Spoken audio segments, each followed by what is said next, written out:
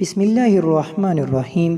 شروع اللہ کے نام سے جو بڑا مہربان نہایت رحم کرنے والا ہے۔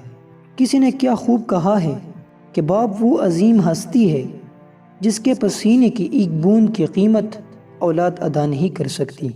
باپ ایک ذمہ دار ڈرائیور ہے جو گھر کی گاڑی کو اپنے خون سے چلاتا ہے۔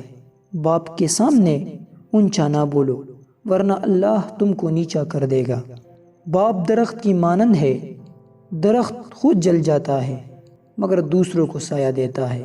باپ ایک کتاب ہے جس پر تجربات تحریر ہوتے ہیں، اسے اپنے سے دور مت کرو۔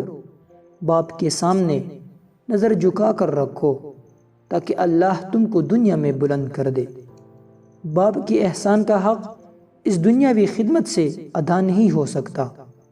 باپ کے مشوروں پر عمل کرو، تمام آفات سے محفوظ رہو گے۔ ماں باپ دنیا میں سب سے بڑی نعمت ہے۔ ماں نہ ہو تو دل کو دلاسا دینے والا کوئی نہیں ہوتا۔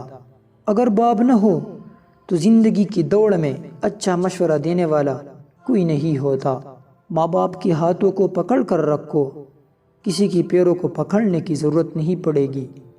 کہتے ہیں جو والد کی قدر کرتا ہے وہ کبھی غریب نہیں ہوتا، اور جو ماں کی قدر کرتا ہے وہ کبھی بد نصیب نہیں ہوتا۔